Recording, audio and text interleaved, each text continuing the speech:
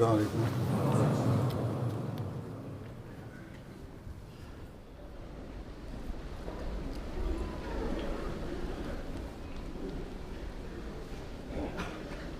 صفحة من عليه.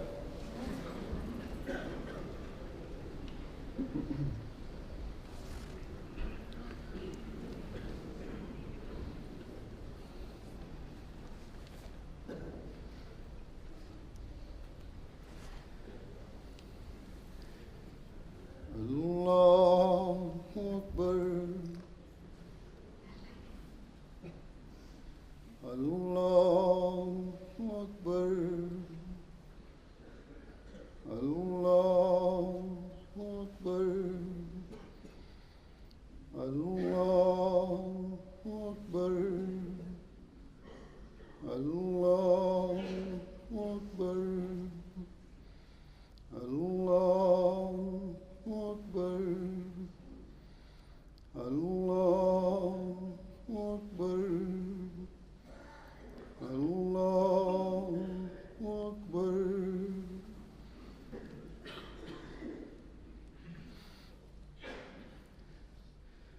الحمد لله رب العالمين الرحمن الرحيم مالك يوم الدين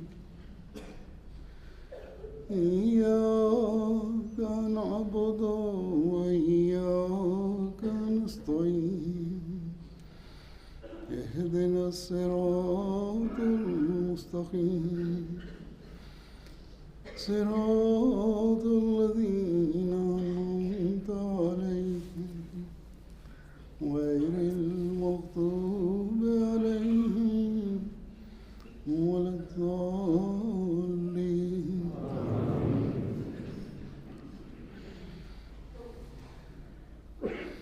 سبح اسم ربك الأعلى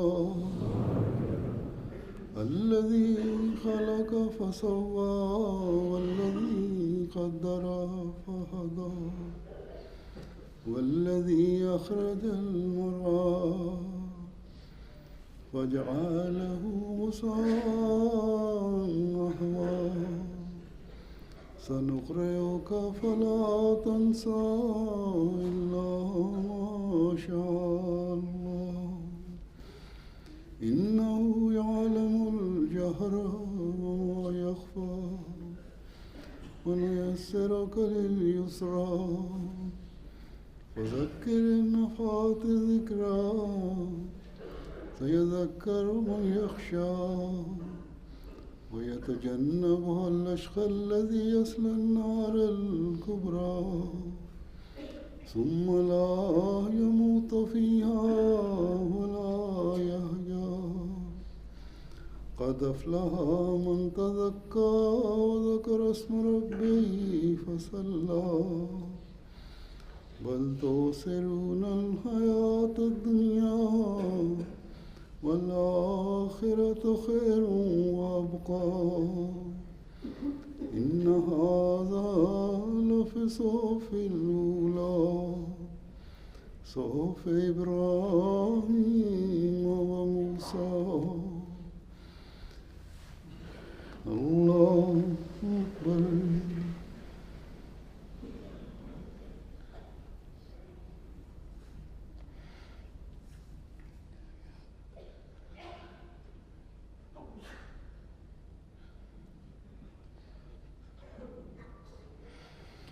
سمع الله لمن حمده.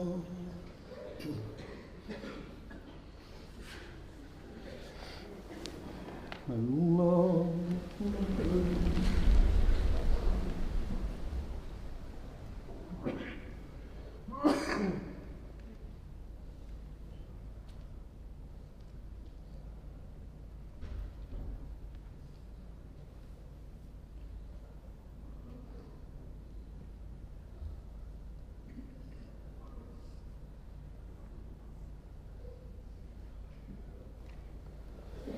الله أكبر.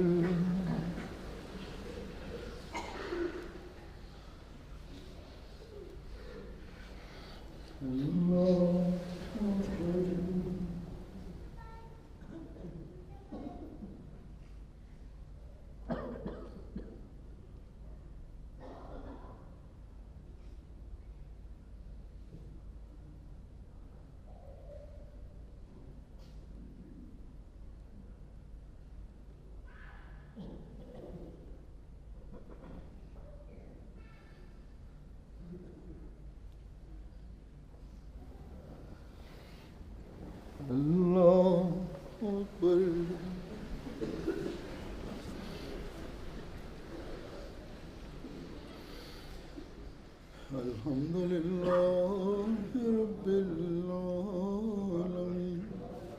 الله أكبر. الله أكبر. الله أكبر. الله أكبر. الله أكبر.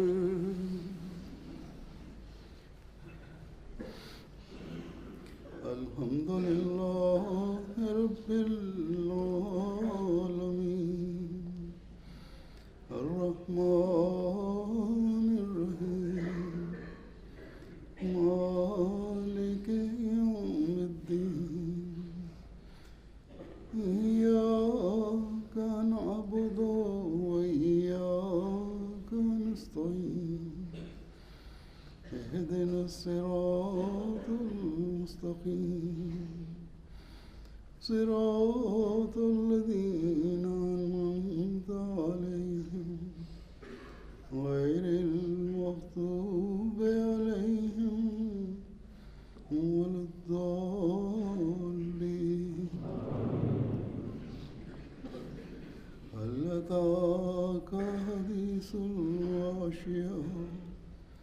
وجوه يومئذ خاشعة عاملة ناصبة تصلى نارا حامية تسقى من عين آنية ليس لهم طعام إلا من ضريع لا يسمن ولا يغني من جوع.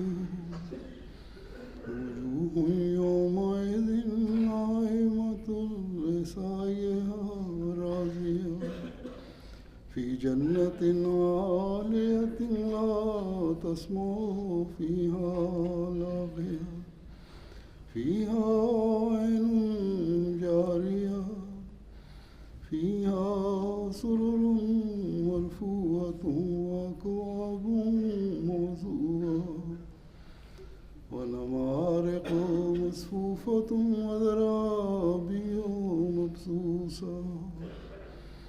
أفلا ينظرون إلى الإبل كيف خلقت وإلى السماء كيف رفعت وإلى الجبال كيف نصبت وإلى الأرض كيف سطحت. فذكر إنما أنت مذكر لست عليهم بمسيطر إلا من تولى وكفر ويعذبه الله العذاب الأكبر. إن إلينا إيابهم ثم إن علينا حسابهم. الله أكبر.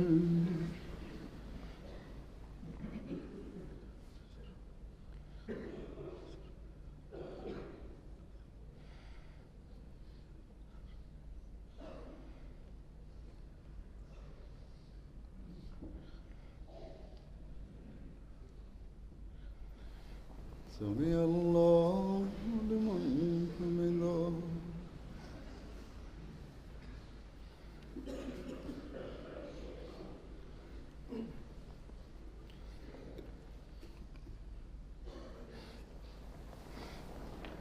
الله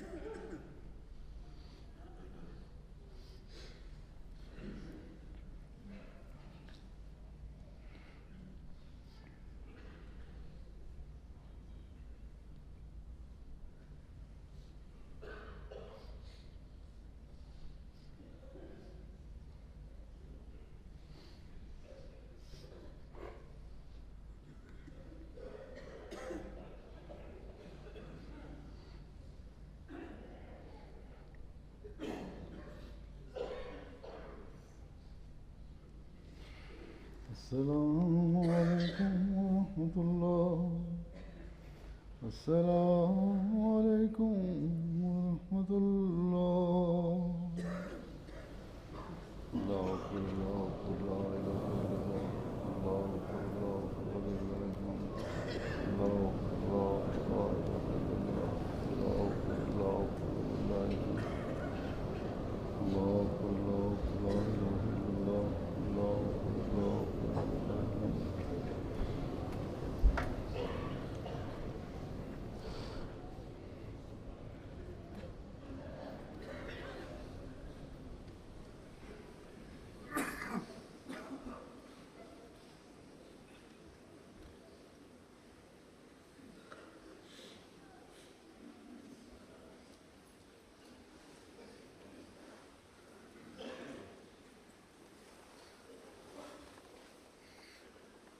السلام علیکم ورحمۃ اللہ.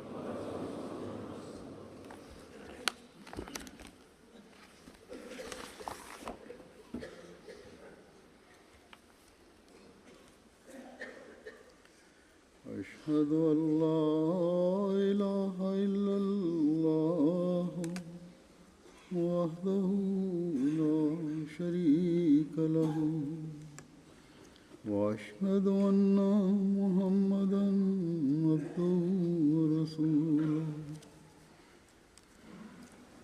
أما بعد فأعوذ بالله من الشيطان الرجيم. بسم الله الرحمن الرحيم. الحمد لله رب العالمين الرحمن الرحيم مالك يوم الدين. إياك نعبد وإياك نستعين. اهدنا الصراط المستقيم صراط الذين أنعمت عليهم غير المغضوب عليهم ولا الضالين.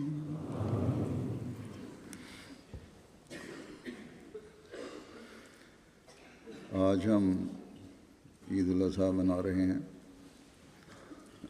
جیسا کہ ہمیں سے ہر ایک جانتا ہے کہ اس عید کا اور حج کا حضرت ابراہیم علیہ السلام اور حضرت اسماعیل علیہ السلام کی قربانیوں سے تعلق ہے.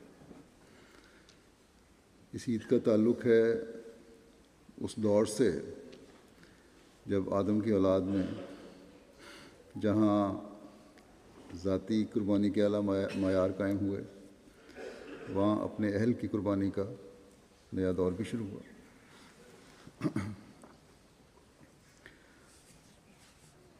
ذاتی قربانی تو حضرت ابراہیم علیہ السلام نے اور اسماعیل علیہ السلام نے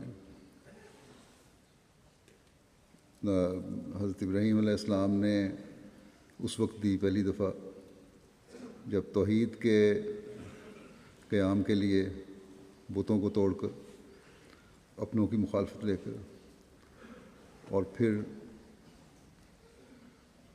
آگ میں بھی ڈالے گئے.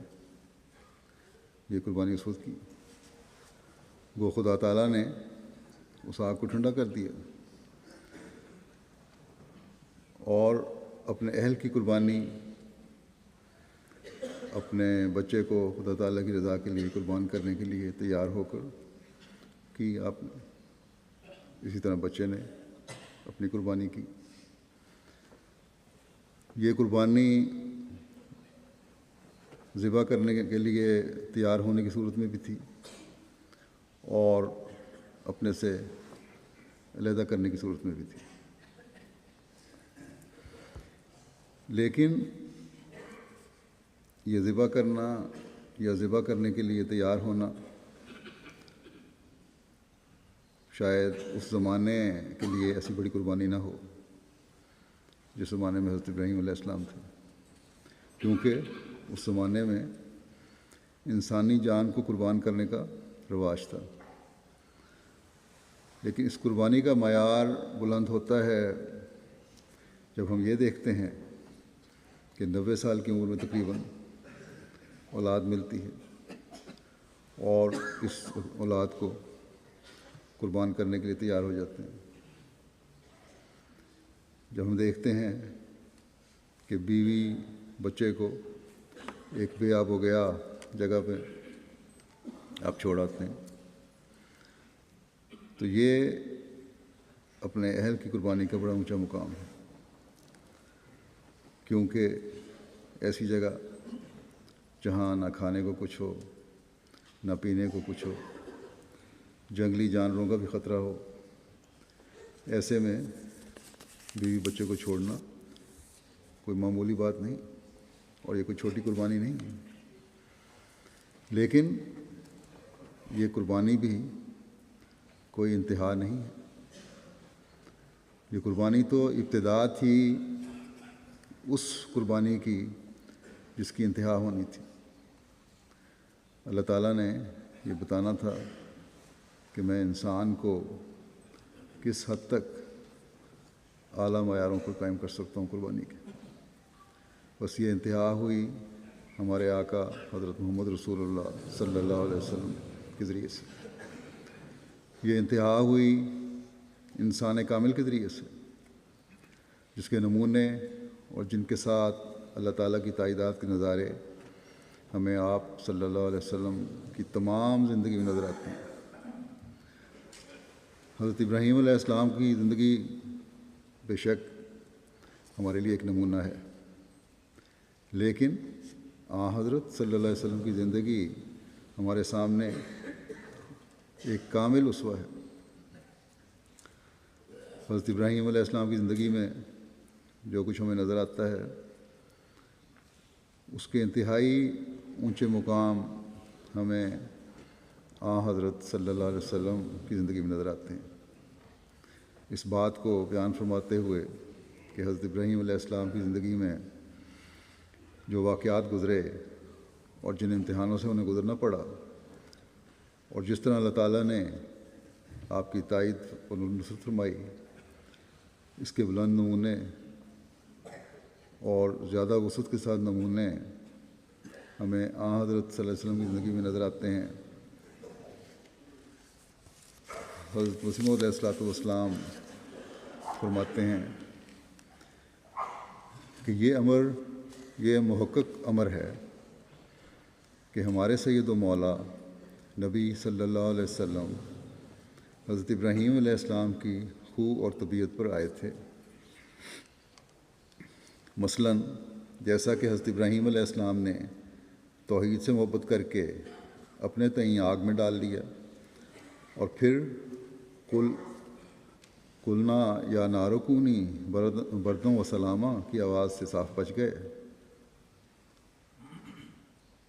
ایسا ہی ہمارے نبی صلی اللہ علیہ وسلم نے اپنے تئیں توحید کے پیار سے اس فتنہ کی آگ میں ڈال لیا جو جناب کے باعث کے بعد تمام قوموں میں گویا تمام دنیا میں بھڑک اٹھی تھی، اور پھر آواز واللہ یعصمک کا من الناس سے جو خدا کی آواز تھی اس آگ سے صاف بچائے گئے۔ ایسا ہی ہمارے نبی صلی اللہ علیہ وسلم نے ان بتوں کو اپنے ہاتھ سے توڑا جو خانہ کعبہ میں رکھے گئے تھے، جس طرح حضرت ابراہیم نے بھی بتوں کو توڑا، اور جس طرح حضرت ابراہیم خانہ کعبہ کے بانی تھے، ایسا ہی ہمارے نبی صلی اللہ علیہ وسلم خانہ کعبہ کی طرف تمام دنیا کو جھکانے والے تھے، اور حضرت ابراہیم علیہ السلام نے خدا کی طرف جھکنے کی بنیاد ڈالی تھی، لیکن ہمارے نبی صلی اللہ علیہ وسلم نے اس بنیاد کو پورا کیا۔ آپ نے خدا کے فضل اور کرم پر ایسا توکل کیا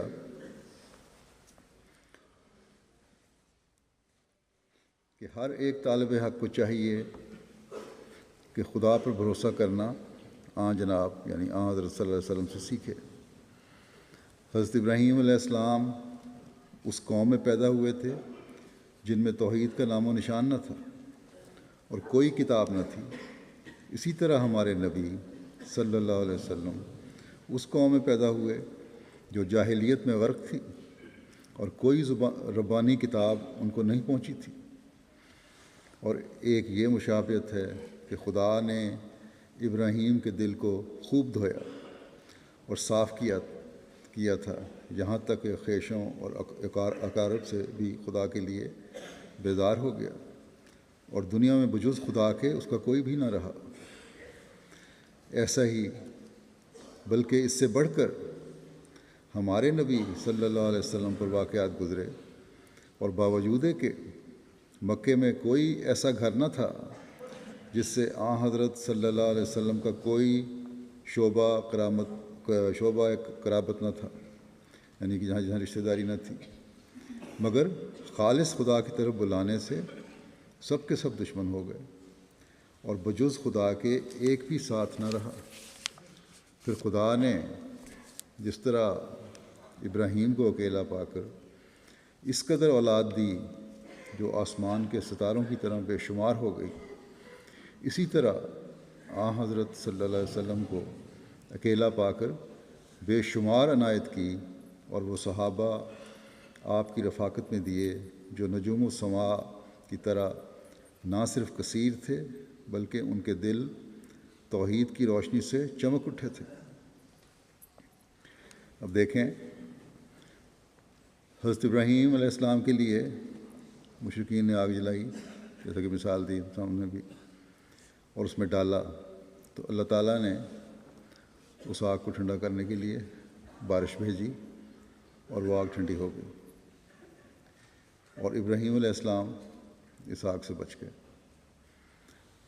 مشرکین کیونکہ ظاہری چیزوں کو دیکھتے ہیں، جب انہوں نے دیکھا کہ آگ بھڑکانے کے بعد فوراً ہی بادلوں نے آ کر بارش برسا دی اور اسے ٹھنڈا کر دیا، تو انہوں نے وہم میں مبتلا ہو کر کہ شاید یہی خدا کی مرضی ہے، ابراہیم علیہ السلام کو چھوڑ دیا۔ لیکن مکے والوں نے ناکامیاں دیکھنے کے باوجود لڑائی کی آگ 10 سال تک بھڑکائی، لیکن ناکام رہے۔ وہی لڑائیاں جو حضرت صلی اللہ علیہ وسلم کے جلانے کے لیے کی گئی تھی، آپ کو ختم کرنے کے لیے کی گئی تھی، وہی آپ صلی اللہ علیہ وسلم کی ترقی اور کامیابی کا موجب ہوئی۔ حضرت مسیح موعود علیہ السلام واللہ یعصمک من الناس کی وضاحت فرماتے ہوئے ایک جگہ فرماتے ہیں کہ اللہ تعالیٰ نے ہمارے نبی صلی اللہ علیہ وسلم کی نسبت فرمایا ہے واللہ یعصمک من الناس، یعنی خدا تجھ کو لوگوں سے بچائے گا۔ حالانکہ لوگوں نے طرح طرح کے دکھ دیے، وطن سے نکالا، دانت شہید کیے، انگلی کو زخمی کیا، اور کئی زخم تلوار کے پیشانی پر لگائے۔ سو در حقیقت اس پیشگوئی میں بھی اعتراض کا محل نہیں، کیونکہ کفار کے حملوں کی علت غائی بنیادی مقصد ان کا اور اصل مقصود حضرت صلی اللہ علیہ وسلم کو زخمی کرنا یا دانت کا شہید کرنا نہ تھا، بلکہ قتل کرنا مقصود تھا۔ قتل کرنا مقصود بالذات تھا۔ سو کفار کے اصل ارادے سے حضرت صلی اللہ علیہ وسلم کو خدا نے محفوظ رکھا۔ پھر ایک جگہ فرماتے ہیں کہ حضرت صلی اللہ علیہ وسلم کا کسی کے ہاتھ سے قتل نہ کیا جانا ایک بڑا بھاری معجزہ ہے اور قرآن شریف کی صداقت کا ثبوت ہے، کیونکہ قرآن کریم کی یہ پیشگوئی ہے کہ واللہ یعصمک من الناس، اور پہلی کتابوں میں بھی یہ پیشگوئی درج تھی کہ نبی آخر زمان کسی کے ہاتھ سے قتل نہ ہوگا۔ بس ابراہیم علیہ السلام کو وقتی طور پر آگ میں ڈالا گیا، اور آگ بجھنے سے شگون لیتے ہوئے ان مشرکین نے دوبارہ آگ نہیں بھڑکائی، لیکن حضرت صلی اللہ علیہ وسلم کے خلاف سالوں آگ بھڑکائی گئی، لیکن اللہ تعالیٰ نے پہلے اعلان کر دیا تھا کہ تم کوشش کر کے دیکھ لو، کامیاب نہیں ہوگے، اور وہ کامیاب نہیں ہوئے۔ بس ایک چیلنج کے سامنے ہوتے ہوئے اس کا توڑ نہ کر سکنا چیلنج کرنے والے کی اصل کامیابی ہوتی ہے، اور اس سے اس پیشگوئی کی بڑائی کا اظہار ہوتا ہے۔ اور پھر ابراہیم علیہ السلام کی آگ تو اپنے خاندان یا قوم نے بھڑکائی تھی، لیکن حضرت صلی اللہ علیہ وسلم کے خلاف بھڑکائی جانے والی آگ تو تمام قوموں اور اس وقت جہاں بھی دنیا میں آپ کو پیغام پہنچا وہاں بھڑکائی گئی، بلکہ آج تک یہ آگ آپ کے خلاف بھڑکائی جا رہی ہے۔ اور مقصد اس آگ کے بھڑکانے کا کسی نہ کسی طرح آپ کے نام کو بدنام کرنا ہے، کسی طریقے سے اسلام کو بھی دوسرے مذاہب کی طرح نام نہاد مذہب بنانا ہے، یا وہ مذہب بنانا ہے جو اپنی اصلیت میں نہیں ہے، یا اس کی کوئی اصلیت نہیں ہے۔ لیکن پھر اللہ تعالیٰ کا وعدہ اور چیلنج ہے کہ تم یہ نہیں کر سکو گے، کیونکہ آپ صلی اللہ علیہ وسلم کے غلام صادق کے ذریعے اللہ تعالیٰ نے آپ صلی اللہ علیہ وسلم کے پیغام کو دنیا کے کونے کونے میں غالب کرنا ہے انشاءاللہ۔ پھر حضرت مسیح علیہ السلام فرماتے ہیں کہ توحید کے قیام کے لیے حضرت ابراہیم علیہ السلام نے قربانی کی، اپنے جذبات کی بھی اور اپنے بیوی اور بیٹے کی بھی، اور انہیں مکے میں لا بسایا جہاں نہ کھانے کو کچھ تھا نہ پینے کو۔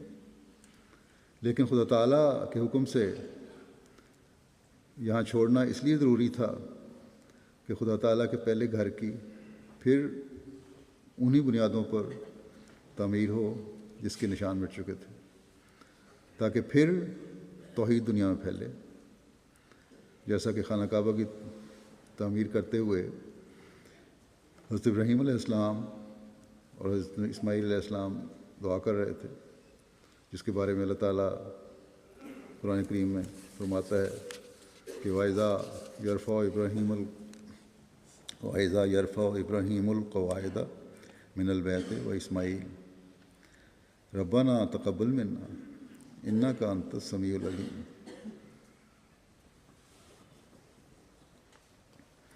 اور جب ابراہیم اس خاص گھر کی بنیادوں کو استوار کر رہا تھا، اور اسماعیل بھی،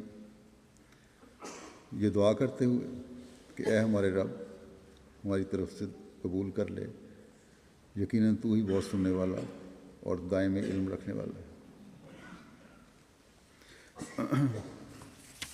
پھر آگے یہ دعا ہے ربنا وجعلنا مسلمین لک ومن ذریتنا امۃ مسلمۃ لک وارنا مناسکنا وتب علینا انک انت التواب الرحیم۔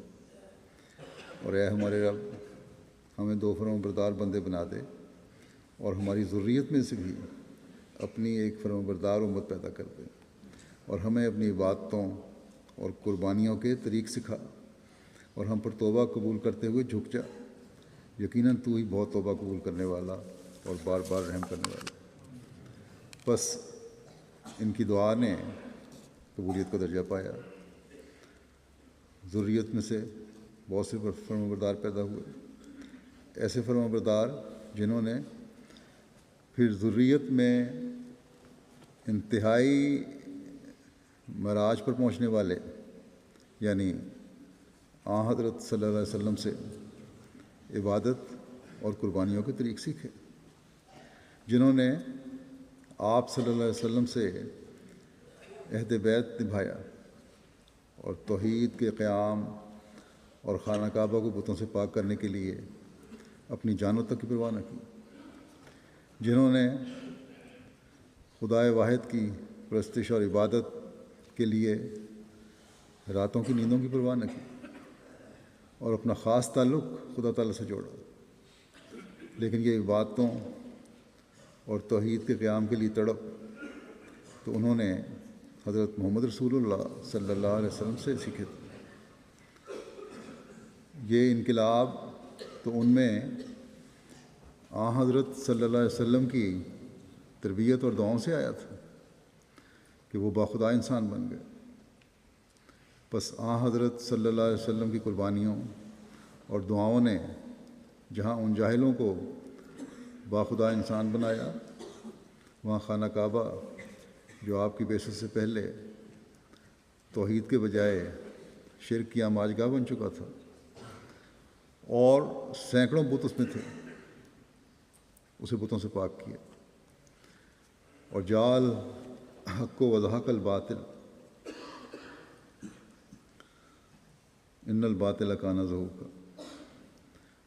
بس حق آ گیا اور باطل بھاگ گیا، اور باطل نے بھاگنا ہی ہے کا نعرہ لگاتے ہوئے، اس کا اعلان کرتے ہوئے، ایک ایک بت کو پاش پاش کر کے خانہ کعبہ کو دائمی توحید کا مرکز آپ نے بنا دیا۔ اور جس طرح حضرت ابراہیم نے ذات کی اور اہل کی قربانی کر کے خانہ کعبہ کو بنایا تھا، آپ صلی اللہ علیہ وسلم نے اسے ہمیشہ کے لیے بتوں سے پاک کر کے توحید کے قیام کا مرکز بنا دیا، اور تمام دنیا کو خانہ کعبہ کی طرف جھکانے والا بنا دیا، اور بہت بڑی بڑی قربانیاں اس کے لیے دیں، جیسا کہ حضرت مسیح علیہ السلام نے فرمایا کہ حضرت ابراہیم علیہ السلام نے خدا تعالیٰ کی طرف جھکنے کی بنیاد ڈالی تھی، ہمارے نبی صلی اللہ علیہ وسلم نے اس بنیاد کو پورا کیا، اور ہمیشہ کے لیے یہی اب توحید کا نشان ہے۔ بس بنیادیں استوار کرنے کی ابتدا حضرت ابراہیم علیہ السلام سے ہوئی، حضرت اسماعیل علیہ السلام سے ہوئی، تاکہ توحید کا قیام ہو۔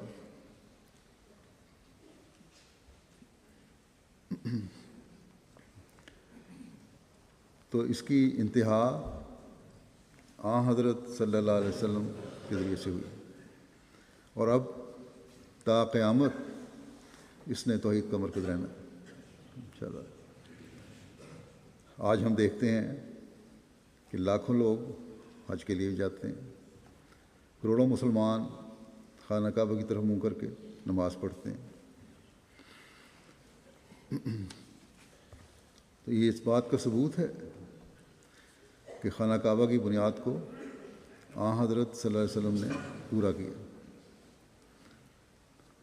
پھر حضرت مسیح علیہ السلام نے ایک مشترک بات حضرت ابراہیم اور آن حضرت صلی اللہ علیہ وسلم یہ بیان فرمائی کہ ابراہیم علیہ السلام کی قوم میں توحید کا نام و نشان نہ تھا اور کوئی کتاب نہ تھی۔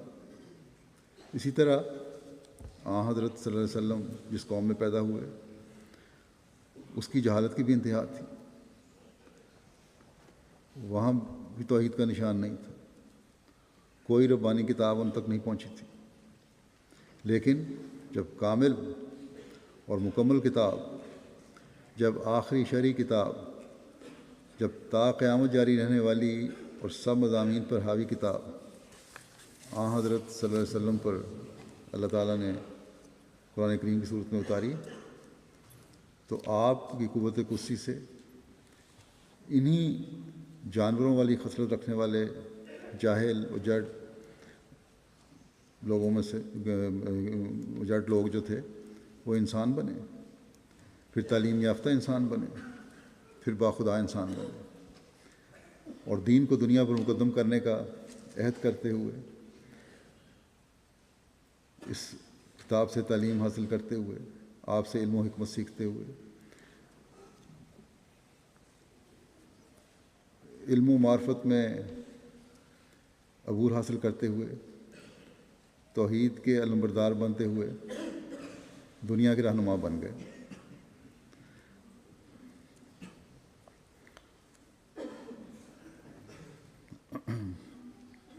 جیسا کہ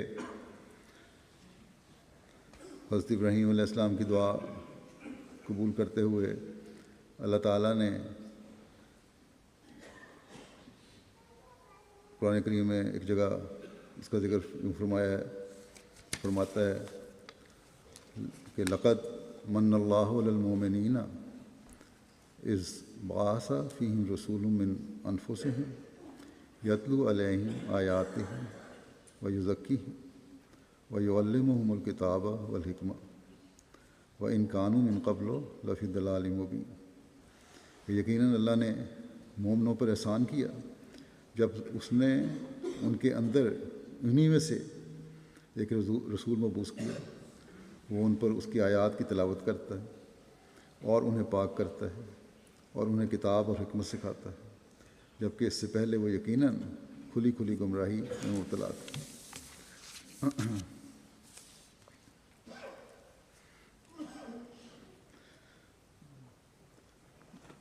بس جب اللہ تعالیٰ فرماتا ہے اذ بعث فیہم رسولا، کہ جب اس نے ان کے اندر انہی میں سے ایک رسول مبعوث کیا، مسلمانوں کو اس طرف توجہ دلانے کے لیے ہے کہ وہ آن حضرت صلی اللہ علیہ وسلم کے نمونے پر چلیں، جو کہ ان کی طرح اور ان میں سے ہی ہیں. بس مسلمانوں کا فرض ہے کہ آپ کے اسوے پر عمل کرتے ہوئے اپنی روحانیت کو بلند کریں، امن اور سلامتی پھیلائیں، حکمت کی باتیں سیکھیں اور سکھائیں.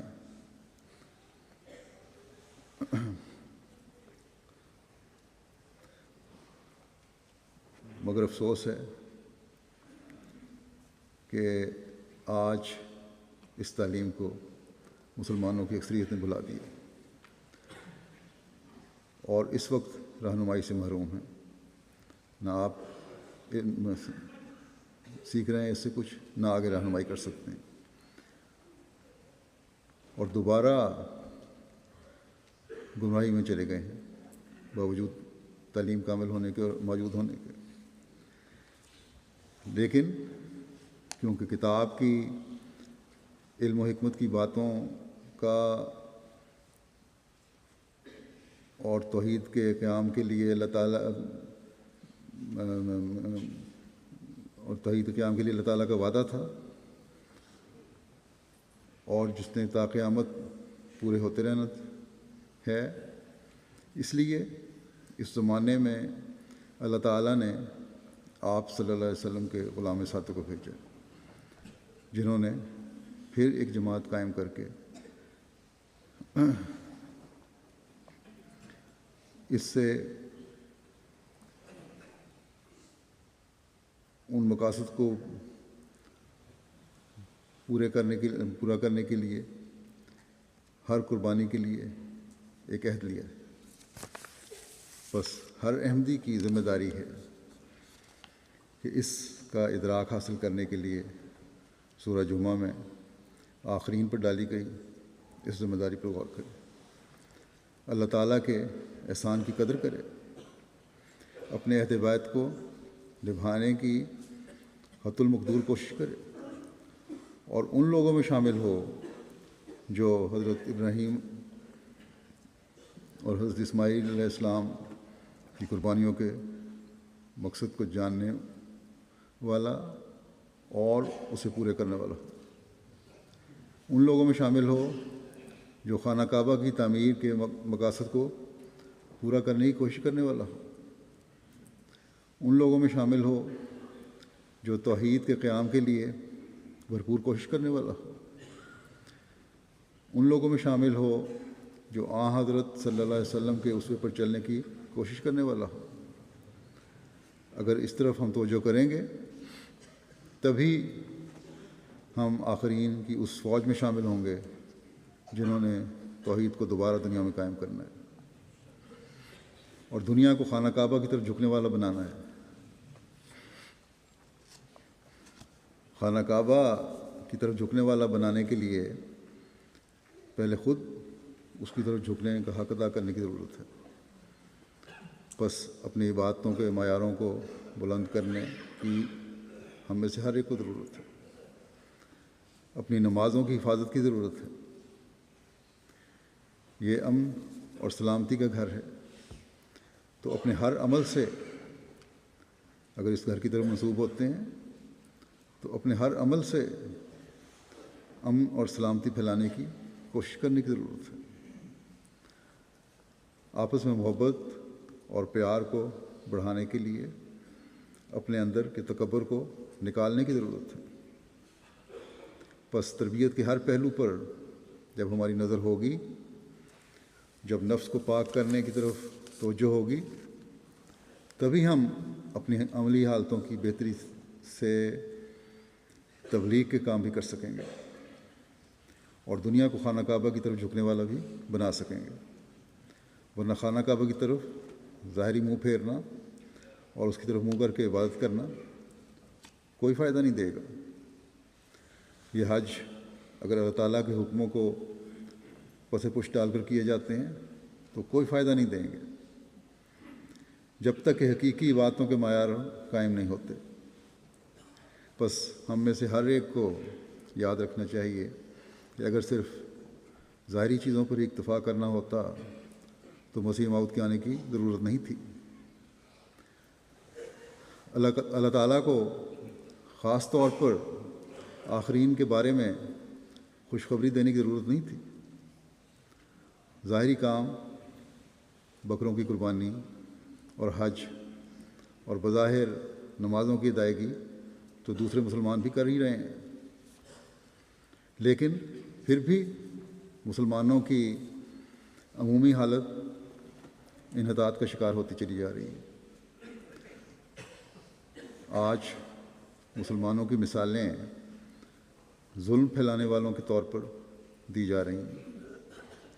غیر مسلموں کو اسلام پر اعتراض کی جرت اس لیے پیدا ہو رہی ہے کہ گو مسلمان خانہ کعبہ کی طرف منہ کر کے نماز تو پڑھتے ہیں، لیکن اس کی تعمیر کے مقصد کو بھول رہے ہیں۔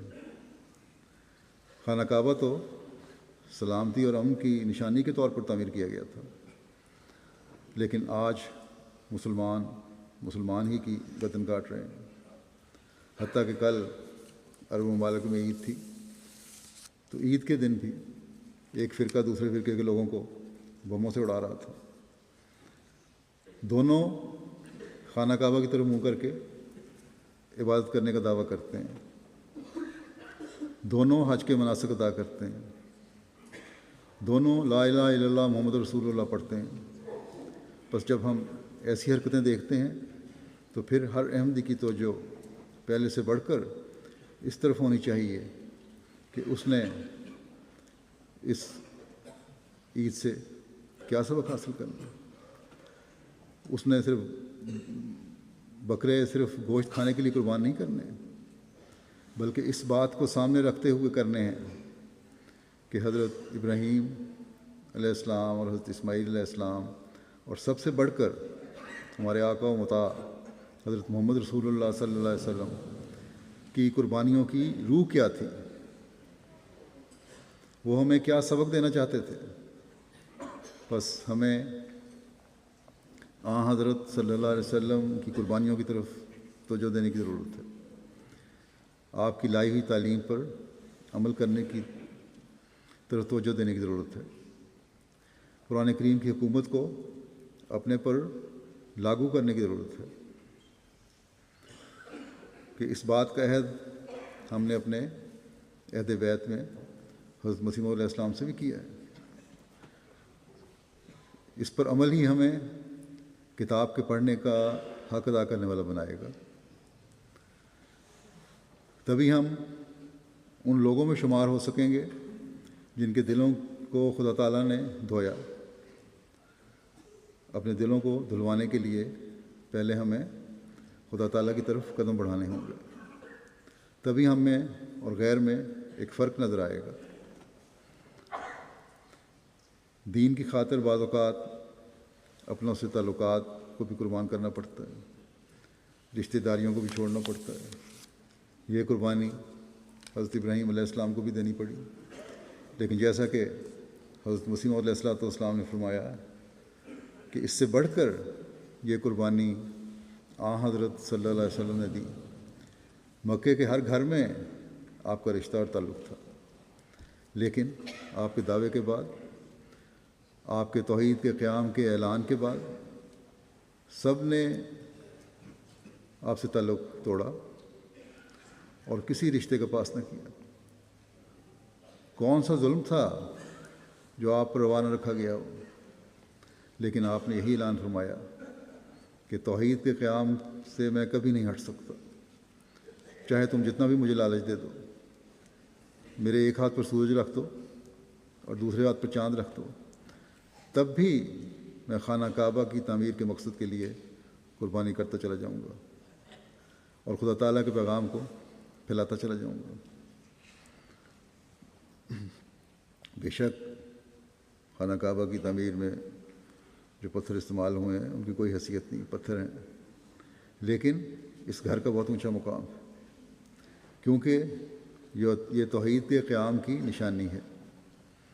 بس آپ صلی اللہ علیہ وسلم نے جب قربانی کے یہ اعلیٰ معیار قائم کیے تو آپ کے صحابہ بھی اس مقصد کے حاصل کرنے کے لیے نہ صرف ہر قربانی کے لیے تیار ہوئے بلکہ بے دریغ قربانیاں دیں۔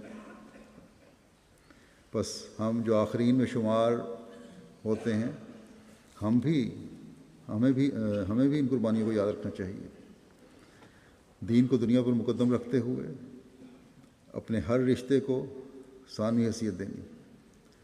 اللہ تعالیٰ کا یہ خاص فضل اور احسان ہے حضرت مسیح موعود علیہ السلام کی جماعت پر کہ وہ آپ کو ایسے جانثار عطا فرماتا رہتا ہے جو ہر قربانی کے لیے تیار ہوتے ہیں، حتیٰ کہ نئے آنے والے بھی اس قربانی کا مزہ چکھتے ہیں۔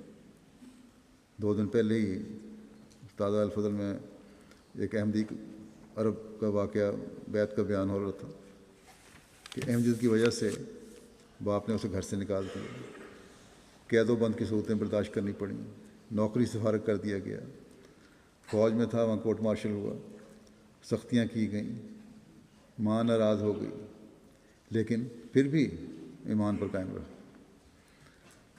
اور ایسی مثالیں 1-2 نہیں بلکہ سینکڑوں ہیں مختلف دنیا میں پھیلے ہوئے لوگوں کی۔ بس جب تک ہم قربانیوں کے ان معیاروں پر قائم رہیں گے تو صحیح معنوں میں خانہ کعبہ کی تعمیر کے مقاصد کو نبھاتے رہیں گے۔ حقیقی عیدیں ان قربانیوں کو زندہ رکھنے سے ہی منائی جا سکتی ہیں۔ بس یہ بات ہمیں یاد رکھنی چاہیے کہ اپنی نسلوں کو بھی ان حقیقی عیدوں کا ادراک پیدا کروائیں، ان کی اس نہج پر تربیت کریں کہ وہ بھی ذاتی اور اہلی قربانی کے لیے ہر وقت تیار ہوں۔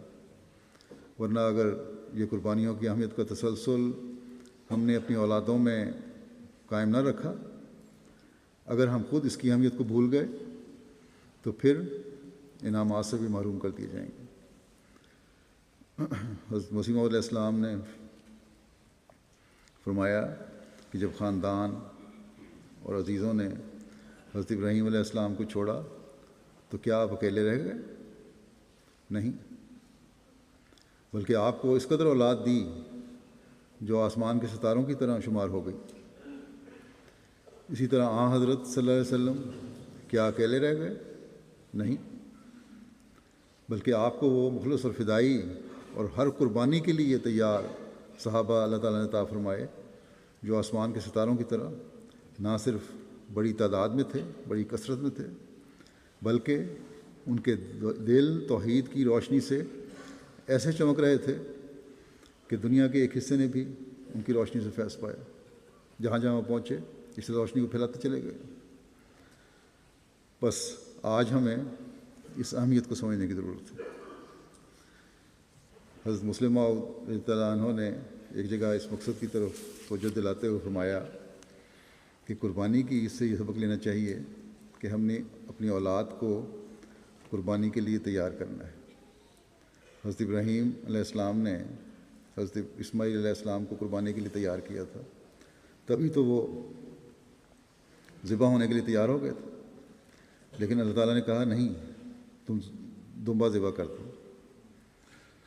اب دمبا تو انسان کی جان کا بدل نہیں ہو سکتا، اور نہ ہی یہ کوئی ایسی قیمتی چیز تھی جو ان کے بیٹے کے متبادل تھی۔ اور حضرت ابراہیم علیہ السلام کے لیے تو دمبا ایک معمولی چیز تھی، کیونکہ ان کے پاس تو جانوروں کے ریوڑ تھے، کافی دولت مند تھے۔ جو شخص مہمانوں کے آنے پر فوراً ایک بچڑا ذبح کر سکتے ہیں، اس کے لیے بچڑا ذبح کر سکتے ہیں، اس کے لیے دمبا ذبح کرنا تو معمولی چیز ہے۔ بس اس سے مراد یہ ہے کہ ہم اور ہماری اولادیں دمبے نہ بنیں، اپنے نفس کے دمبوں کو ذبح کریں۔ صرف دنیاوی لحاظ سے ہم اولاد کی تربیت نہ کریں، صرف ان کے کھلانے پلانے کا خیال نہ رکھیں، صحت مند نہ ان کو بنائیں، بلکہ ان میں انسانیت پیدا کریں۔ یہ نہیں کہ ان کی ایسے ہی توجہ نہ کریں، اتنا پیار اور لاڈ نہ کریں کہ وہ صرف اپنی ذات تک ہی محدود ہو جائیں، ان میں انسانیت نہ رہے، اللہ تعالیٰ اور اس کے بندوں کے حقوق ادا کرنے کی توجہ نہ رہے، وہ اپنے مقصد پیدائش کو نہ پہچانے۔ آپ فرماتے ہیں کہ حضرت ابراہیم کو دمبے کی ذبح کرنے کا کہہ کر اللہ تعالیٰ یہ سبق دینا چاہتا تھا کہ اپنی اولاد میں سے دمبا پن ختم کرو گے تو وہ انعامات کی وارث بنے گی، اور جب تک یہ ختم رہے گا وارث بنتی چلی جائے گی اور نبوت ان میں قائم رہے گی۔ بس اس نقطے کو ہم میں سے ہر ایک کو سامنے رکھنا چاہیے کہ اپنی اولاد کی صرف دنیاوی صحت کی طرف اور بہتری کی طرف ہم توجہ نہ رکھیں کہ اس سے ہمیں دنیاوی فائدے ہوں گے، بلکہ ان کی تربیت، ان کو دین کو دنیا پر مقدم رکھنے کا فہم و ادراک دلانا، ان کے اخلاق حسنہ میں ترقی کرنے کی توجہ دلانا، ان میں توحید کے قیام کے لیے ہر قربانی کے لیے تیار ہونے پر توجہ پیدا کرنا،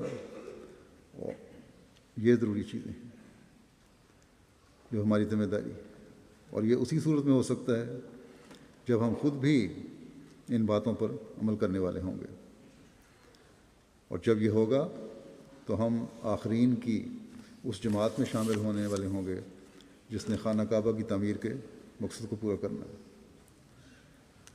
جس نے حضرت ابراہیم علیہ السلام اور حضرت اسماعیل علیہ السلام کی قربانیوں کو یاد رکھتے ہوئے اپنی عیدوں کو منانا۔ اس زمانے میں اللہ تعالیٰ نے حضرت مسیح علیہ السلام کو بھی ابراہیم کہا ہے، اور آپ کو بھی کثرت سے جماعت کے پھیلنے کی خوشخبری دی ہے، جیسا کہ وہ فرماتا ہے اریحو کا ولا اجیحو کا وہ اخرجو من کا قوما، یعنی میں تجھے آرام دوں گا اور تیرا نام نہیں مٹاؤں گا اور تجھ سے ایک بڑی قوم پیدا کروں گا۔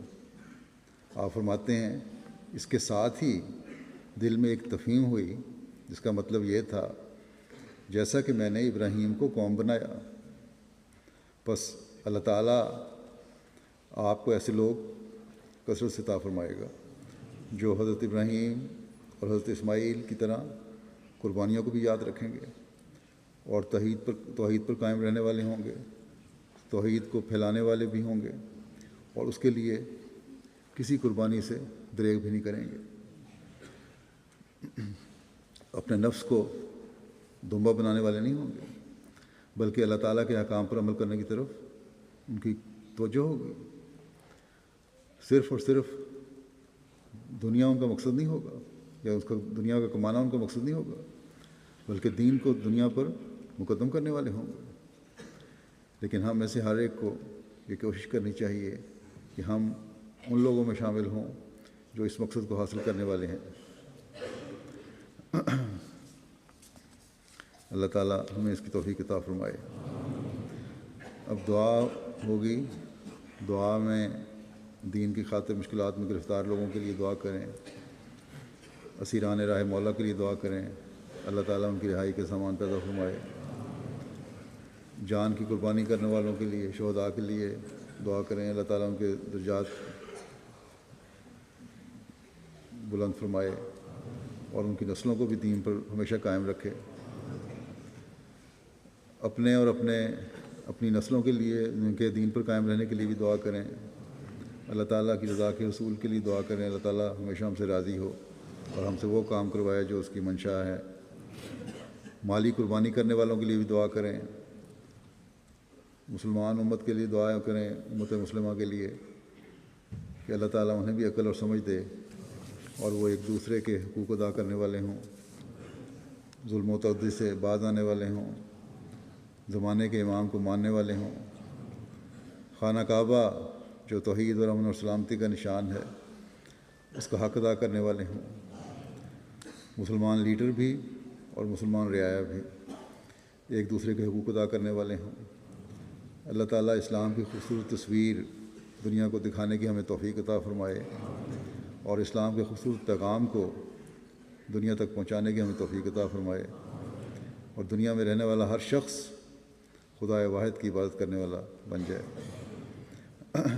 حج کے دوران جو واقعات ہوئے ہیں، جو حادثہ ہوا ہے، اس میں سینکڑوں افراد اس کے نتیجے میں ان کی موت واقع ہوئی، ان کے لیے بھی اللہ تعالیٰ ان سے رحم اور مغفرت کا سلوک فرمائے۔ کئی معصوم جانیں ضائع ہوئی ہیں۔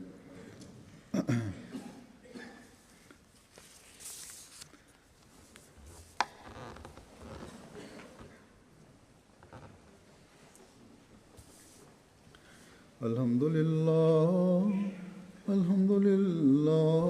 نحمده ونستعینه ونستغفره ونؤمن به ونتوکل علیہ ونعوذ باللہ من شرور انفسنا ومن سیئات اعمالنا من يهده الله فلا مضل له ومن يضلل فلا هادي له ونشهد أن لا إله إلا الله ونشهد أن محمدا عبده ورسوله عباد الله رحمكم الله إن الله يأمر بالعدل والإحسان وإيتاء ذي القربى